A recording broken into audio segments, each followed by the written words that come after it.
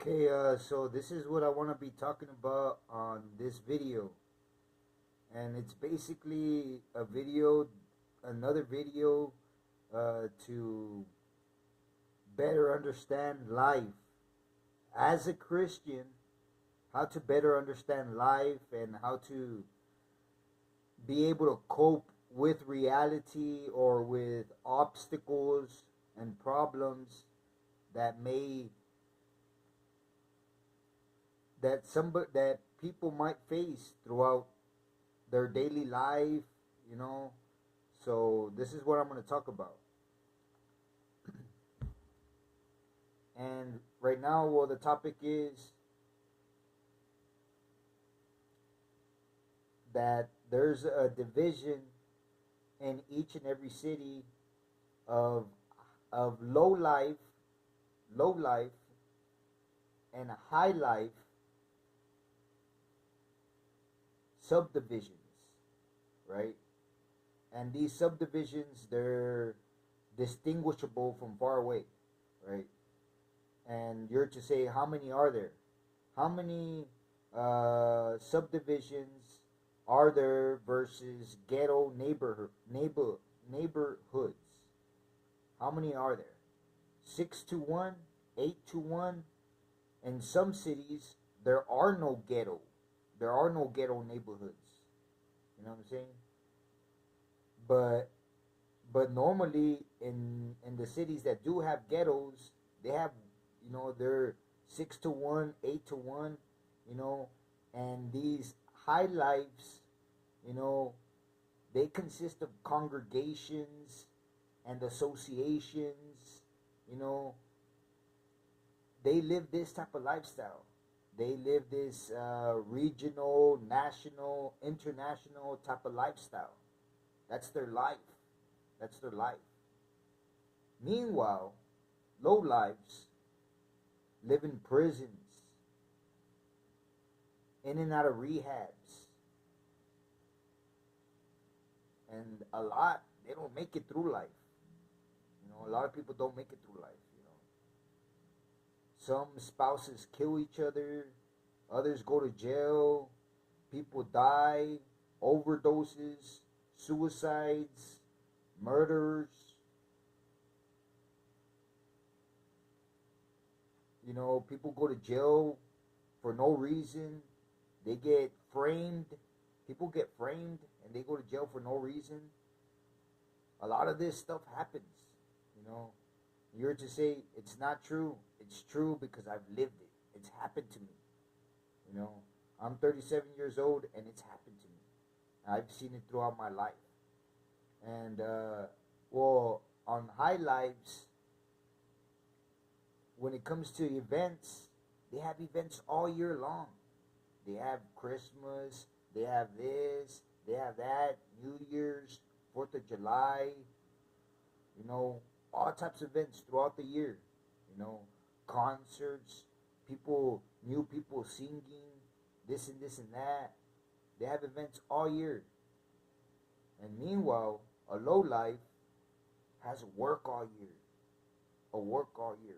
Works all year long.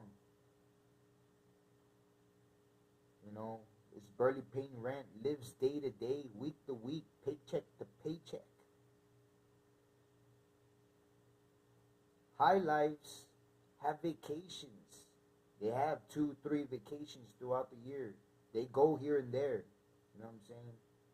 And that's not, you know what I'm saying, counting anything else. It's just vacations. They go on 2 or 3 vacations a year. That's what normal people do. That's what normal people do in high life. You know, the high life. When it comes to high lives, I want to specify the high lives is not, people that are rich. There are people that are, you know what I'm saying, Christians or acting like Christians or whatever they are. People that are getting by. People that are getting by and that have enough to save. They have a savings for vacations. They have a savings for this. They have a savings for that. You know, they do this. Here in Mexico, everywhere, they vacation. People vacation 2 or 3 times a year, and it's something normal. And like I said, it's not people that have a lot of money necessarily. It's people that are getting by. People that that that you know that are supposedly normal. A low life will never come close. Will never come close to a vacation.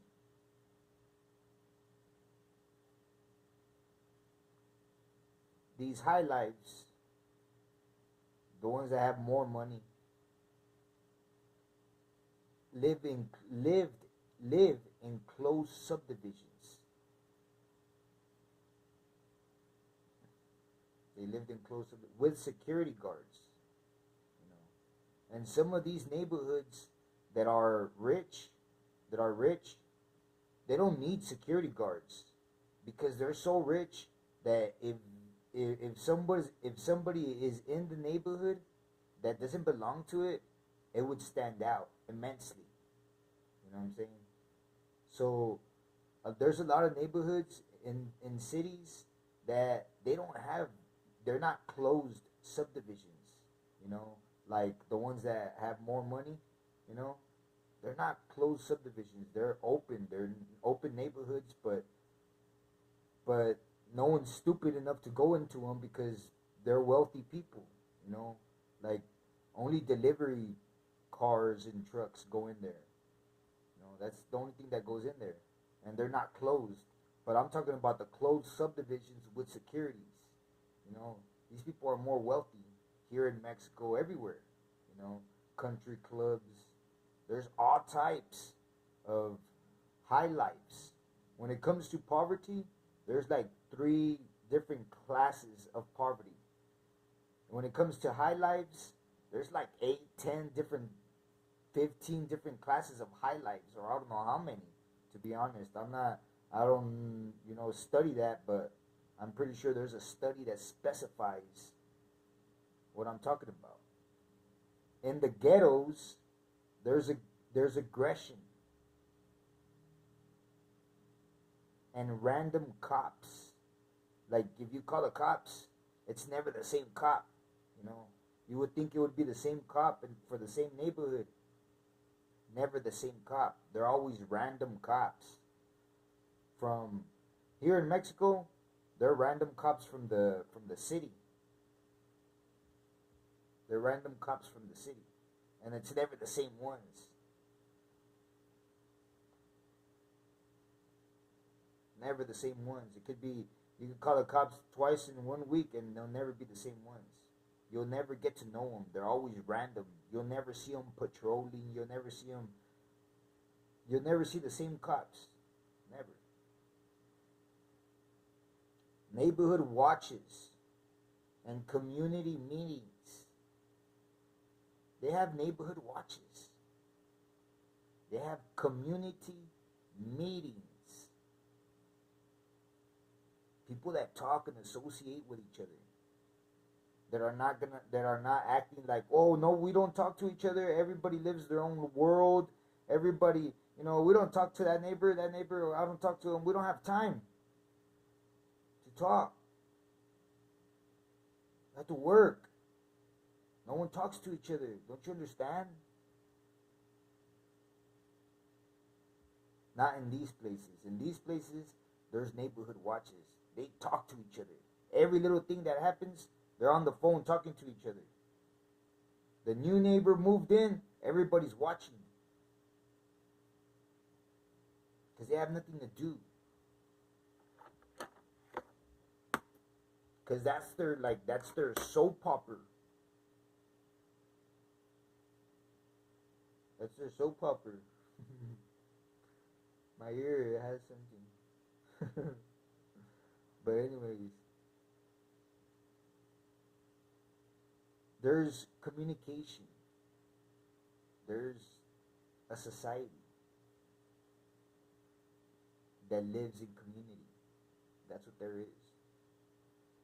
Here in Mexico, you have dogs as spiritual guides and division among few neighbors. I mean, in low lives.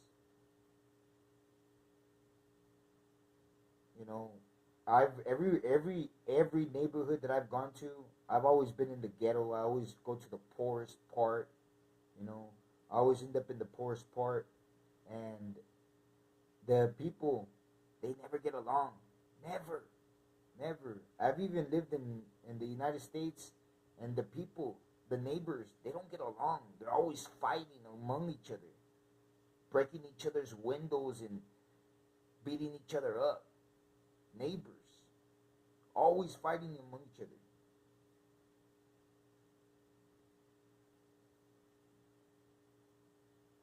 I don't know. That's just, or is it just where it just happens to be wherever I go? Maybe in these high life atmospheres.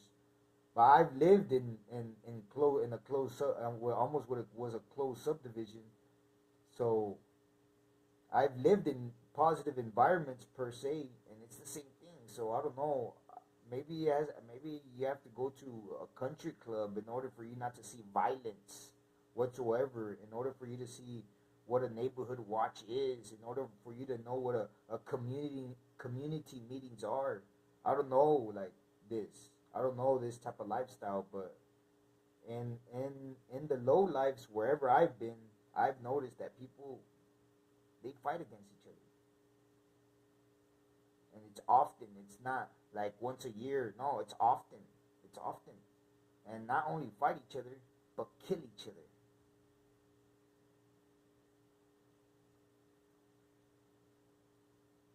And very funny because in these parts, like in these areas wherever I've been, people are crazy. People are crazy. They think that dogs are spiritual guides.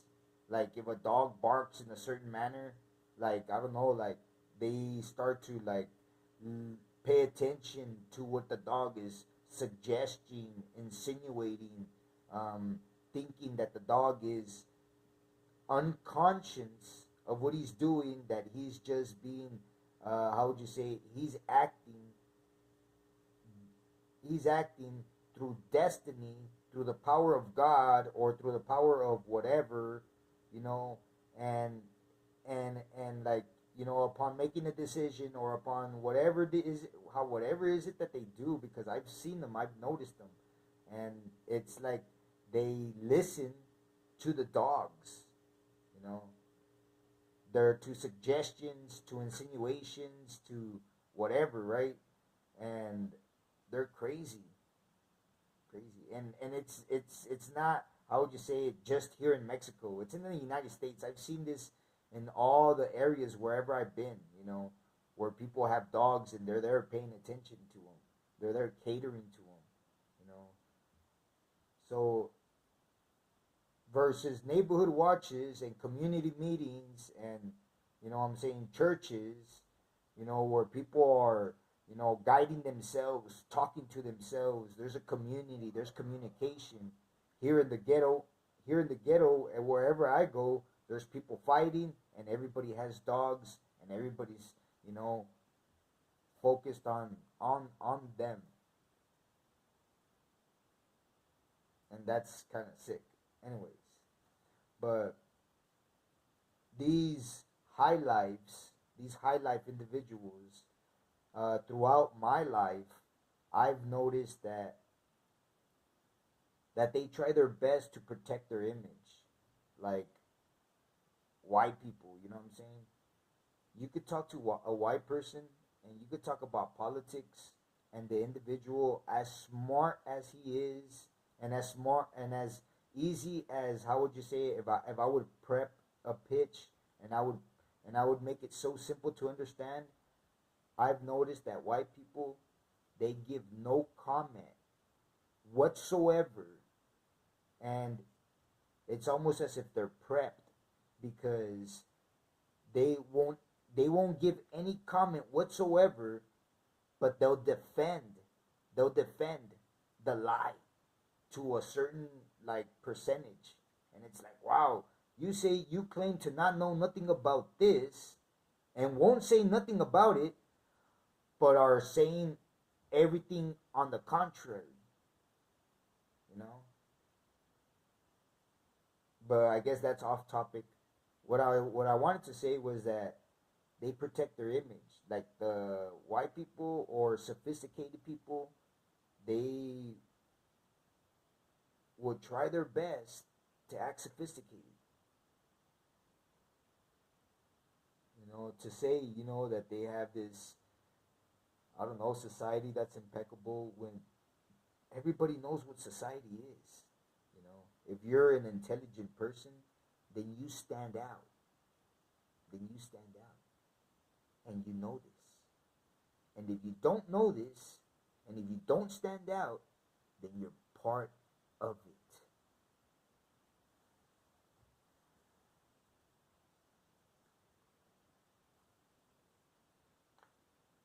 And the low lives,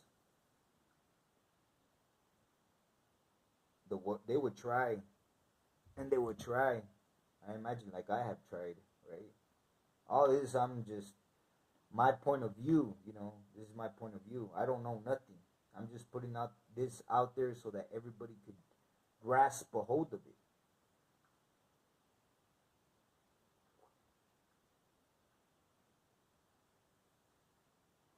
And use it as advice.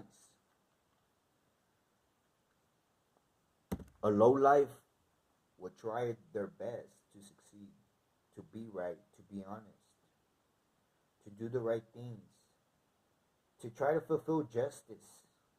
When you see something wrong, try to do something right, try to make it right.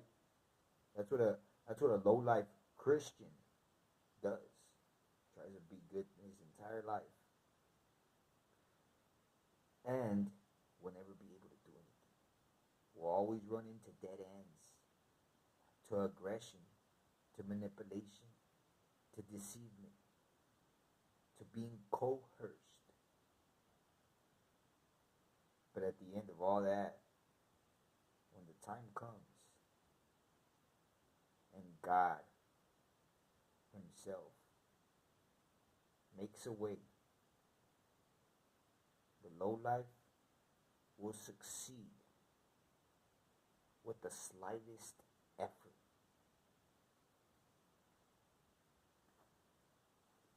These high lives, how many are there? How many are there? Like I was saying, are there 6 to 1, 8 to 1? In some cities, do they not exist? There are a lot more. The low lives are a lot less.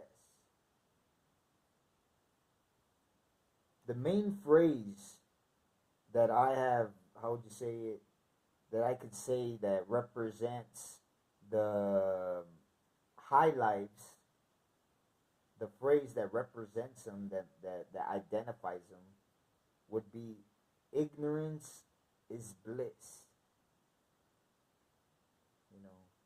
These people, they will never speculate what God, what spiritual matters, what the devil is. No. These people, for the most part, I mean, somebody that's an adult like me, I know what they do in the churches. I know what they do in the churches. I know what society is. You know what I'm saying? But for the most part, these people, these high life individuals, they hide in the churches. They go to church and they act like if life is a piece of cake. You know, they hide in these subdivisions, in these you know sports and car shows and skating rinks and ice rinks and carnival cruises, hotel rooms, restaurants. They hide out in all these places doing what they want, you know. And when you ask them about politics, about God, about the devil, about demons, about anything, craftsmanship, craftsmanship, anything. They don't know nothing. Nothing, not nothing. And it's very, very weird because you're to say how ignorant are individuals. That's why I'm gonna make a list of topics that just keep talking and talking because I think that there should be seminars of this. Seminars of of of what life is about, right? And yet there isn't. So I'm gonna make my videos and I'm gonna perfect them and perfect them and perfect them. Each and every video, I'm gonna look at it again and again and again, and I'm gonna perfect it. Ignorance is bliss. That's what they are. Regardless of how smart and sophisticated they act, this phrase represents what they are and will always represent them. Not unless they stand out. Then it would be different. And the phrase that I think represents the low lives in general is one day at a time. They live one day at a time. I live one day at a time. Why? Because regardless of how much you try, you can't. You can't squeeze a dollar out of a dime if society doesn't allow you. Period. That's it.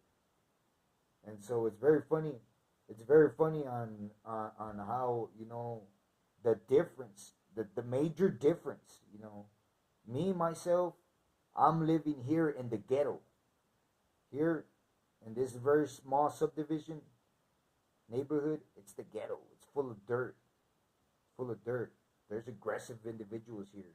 I have a neighbor that it's funny because he pops up with all when he does his little gathering of friends. They drink beer. A whole bunch of cars, like about 5 cars, 6 cars, are parked outside, just like in the states. Just like in the states. You know, all of them have cars and they all drink. I've never come close to having a car. You know, this is the ghetto right here, and right across here, I guess you could say it would be my alley. There's this street right here, and there's a closed subdivision with a security guard. The major difference, and it's not even too far apart. Yeah, all I have to do is cross this street right here. Not even like not even 100 meters, and they're living a completely different life. But what's the difference? It's for you to judge and for you to think about. Give a comment.